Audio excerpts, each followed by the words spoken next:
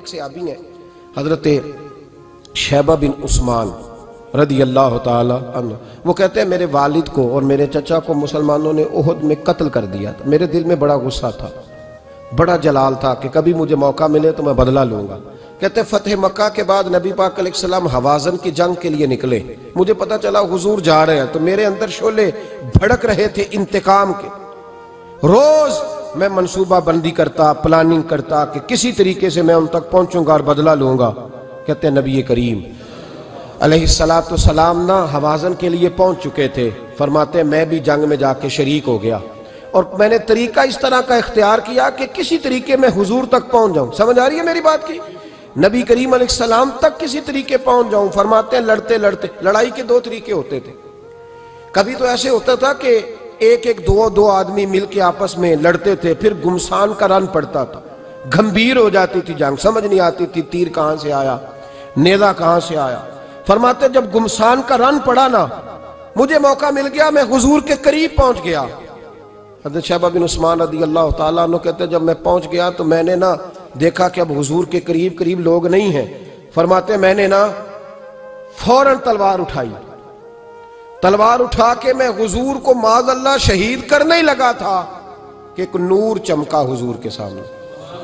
پڑھیے درود صلی اللہ علیہ وسلم۔ کہتے ایک نور چمکا، اتنی تیزی تھی اس نور میں کہ میری آنکھیں بند ہو گئی، میرے ہاتھ سے تلوار گر گئی، آنکھیں چندھیا گئی میری۔ فرماتے تلوار میرے ہاتھ سے چھوٹ گئی۔ اب جب وہ روشنی مدھم ہوئی نا تو میں نے دیکھا نبی پاک سامنے کھڑے مسکرا رہے ہیں۔ میں نے کر دی، آپ نے سن لی، ذرا دیکھو تو صحیح، جو تلوار لہرائے اسے دیکھ کے بھی کبھی کو مسکرایا ہے؟ جس نے تلوار ہی لہرا دی، جو شہید کرنے ہی لگا تھا، پہنچ گیا تھا۔ لیکن یہ اخلاق میرے رسول پاک کا ہے صلی اللہ اعلیٰ حضرت فاضل بریلوی کا ایک شعر میں نے پڑھا۔ کچھ چیزیں ایسی ہوتی ہیں جو بس نا وہ آتی تو سامنے ہیں، لیکن وہ اتنا لطف دے جاتی ہیں کہ ٹھنڈا ہو جاتا ہے مزاج۔ رات کو میں شعر پڑھ رہا تھا اعلیٰ حضرت کا فاضل بریلوی رحمت، اور میں نے شعر پڑھا تو مجھے اچھا لگا سنانا۔ ایک دوست کو میں نے فون کیا، میں نے کہا یار ذرا شعر تو سن لے، یہ پہلی دفعہ نظر سے گزرا ہے، ابھی سیدھا سادہ لیکن روح تک اتر گیا۔ اعلیٰ حضرت فرمانے لگے نبی پاک کے بارے میں، فرمانے لگے سیدھی سیدھی روش پر کروڑوں درود، سیدھی سیدھی روش پر، بالکل سیدھی ہے حضور کی باتیں، کسی پیچیدگی کی ضرورت نہیں۔ کہنے لگے سیدھی سیدھی روش پر کروڑوں درود، سادی سادی طبیعت پہ لاکھوں سلام، سادی سادی طبیعت پہ سیدھی سیدھی روش پر کروڑوں درود، اور سادی سادی طبیعت پہ لاکھوں سلام۔ میرے نبی کریم صلی اللہ علیہ وسلم مجھے دیکھ کے مسکرائے، اور فرمایا جب حضور مسکرائے نا تو میں نبی کریم علیہ السلام کو دیکھ کے حیران ہوا کہ میں نے تلوار تانی تھی اور حضور نے مسکرانا شروع کیا۔ فرماتے اب حضور نے مجھے بلایا، آواز کے ساتھ نہیں بلایا، حضور نے اشارہ کیا یوں کر کے، فرمایا ادھر آؤ نا۔ فرماتے مجھے اب یہ بھی سمجھ نہیں آئی کہ کس نے مجھے اٹھا کے حضور کے قریب کر دیا۔ فرماتے میں نبی کریم کے قریب گیا تو حضور نے میرے دل پر 3 تھپکیاں دی۔ ایک تھپڑ ہوتا ہے، ایک تھپکی ہوتی ہے، پتہ ہے نا فرق کا؟ ایک تھپڑ کو مارے تو جلال آتا ہے اور تھپکی دے تو پیار آتا ہے۔ کہتے ہیں حضور نے 3 تھپکیاں دی اور دی بھی میرے دل پر، 1 پھر 2 پھر 3۔ کہتے ہیں پہلی تھپکی دی تو میرے اندر سے کفر نکل گیا، دوسری تھپکی دی تو میرے اندر ایمان داخل ہو گیا، اور تیسری تھپکی جب نبی پاک علیہ السلام نے دی تو مجھے ہر چیز سے بڑھ کر رسول اللہ سے پیار ہو گیا، محبت ہو گئی نبی کریم سے۔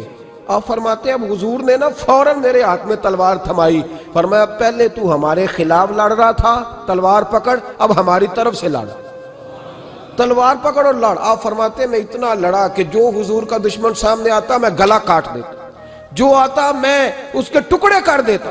فرماتے ہیں پہلے میں باپ کا بدلہ لینے آیا تھا، اور اب میرا یہ حال ہے کہ اگر میرا باپ بھی سامنے آئے گا تو میں اس کا بھی گلا کاٹ دوں گا، لیکن حضور کے قریب کسی کو جانے نہیں دوں گا۔ حضرت شیبہ بن عثمان کہتے ہیں جنگ ختم ہو گئی، حضور خیمے میں گئے، میں بھی گیا، اب نبی پاک لوگوں سے باتیں کر رہے ہیں، حضور لوگوں سے باتیں کر رہے ہیں، میں ایک کونے میں بیٹھا سوچ رہا ہوں کہ میں تو بدلہ لینے آیا تھا، یہ میرے ساتھ ہوا کیا؟ حضور لوگوں سے باتیں کرتے جا رہے ہیں، میں سوچتا جا رہا ہوں کہ میں تو انتقام لینے آیا، یہ کیا معاملہ ہوا؟ کہتے محبوب نے اچانک میری طرف نظر اٹھائی اور فرمانے لگے شیبہ ایک ارادہ تو نے کیا تھا جو غلط تھا، اور ایک ارادہ میرے رب نے کیا ہے اور تیرے اوپر فضل فرما دیا ہے۔ فرماتے ہیں حضور نے اب مجھ سے فرمایا کوئی خواہش ہو تو بتاؤ، مانگ لو کچھ مانگنا ہے تو۔ میں نے عرض کی یا رسول اللہ میری بخشش کی دعا کر دیں، بڑا میرا خوفناک ماضی ہے، میں اسلام کا بڑا دشمن رہا ہوں، حضور دعا کر دیں، یاد ماضی عذاب ہے یا رب، چھین لے مجھ سے حافظہ میرا، یا رسول اللہ بڑے گناہ ہیں میرے، دعا کر دیں۔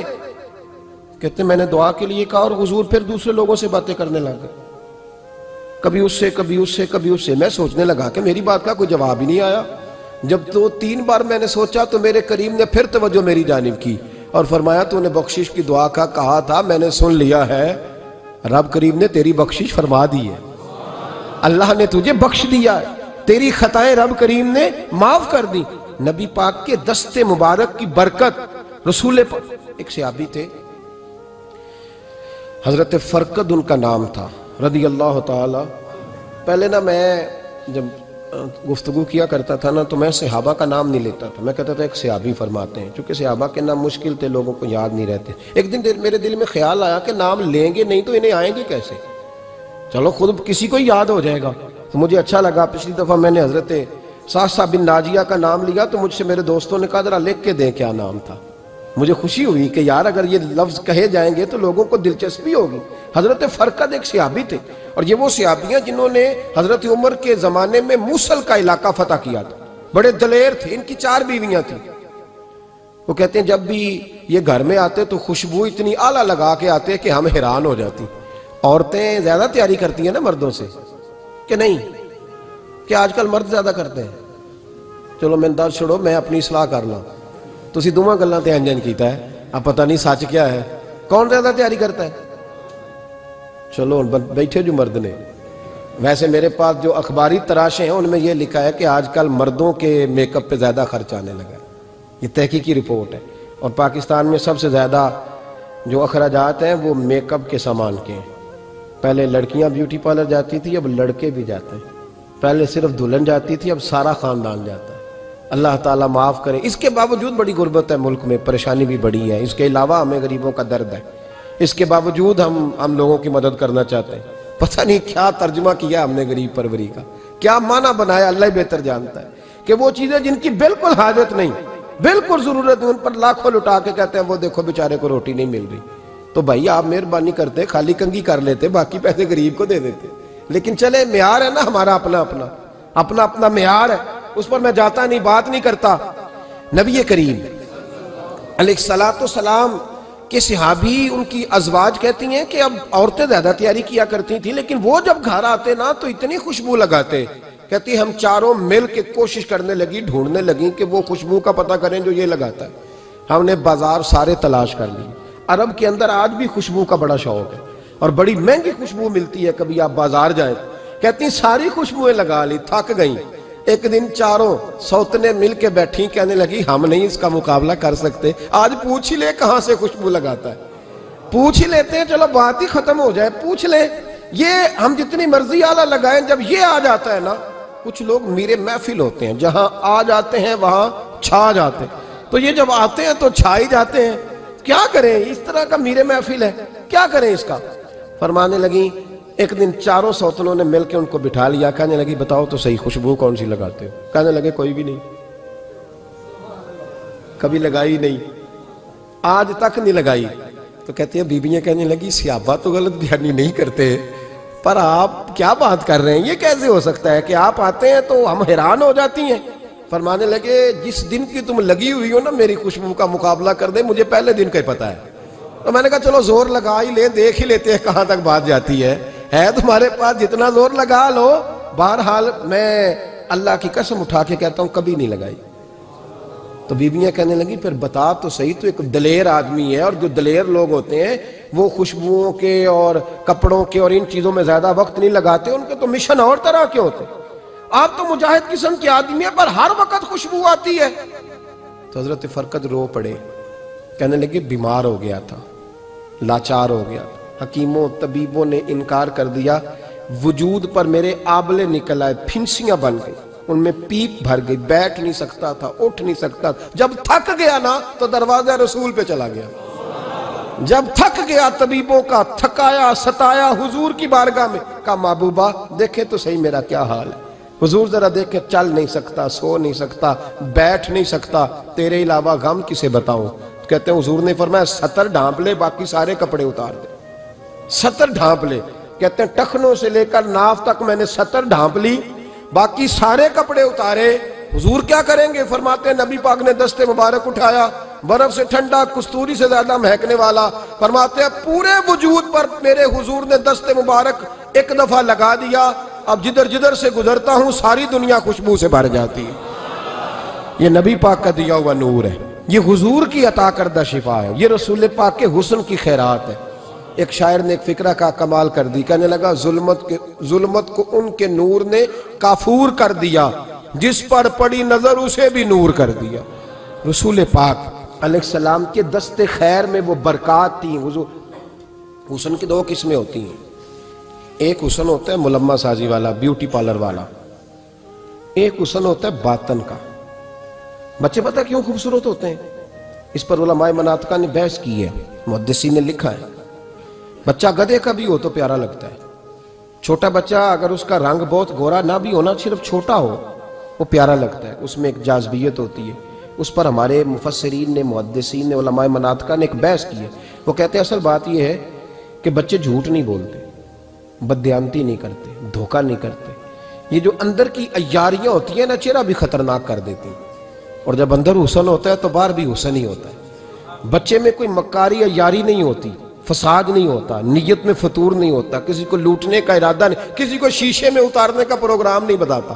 بچہ چرب زبان نہیں ہوتا، اس کو طریقہ نہیں ہوتا، وہ لوگوں کو قائل کرنے کے ہر وقت دوڑتا نہیں، الٹی سیدھی گیمیں نہیں چلاتا، کیونکہ اندر حسن ہوتا ہے تو وہ حسن اس کے چہرے پر معصومیت بن کے آتا ہے۔ سمجھ آ رہی ہے میری بات کی؟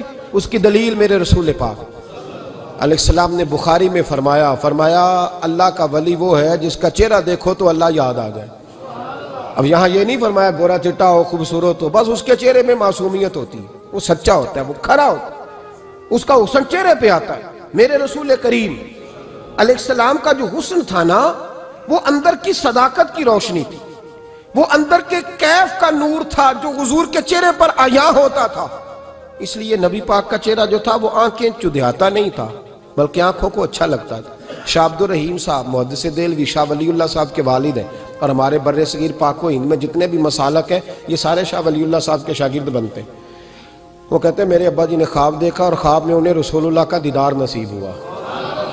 تو نبی کریم علیہ السلام کی بارگاہ میں شاہ ولی اللہ صاحب کے ابا جی کہنے لگے حضور ایک بات بڑی اڑ گئی ہے میرے دل میں، بڑی، تو کتابوں سے جواب نہیں ملا، آج رب کریم نے موقع دیا ہے اس سوال کا جواب۔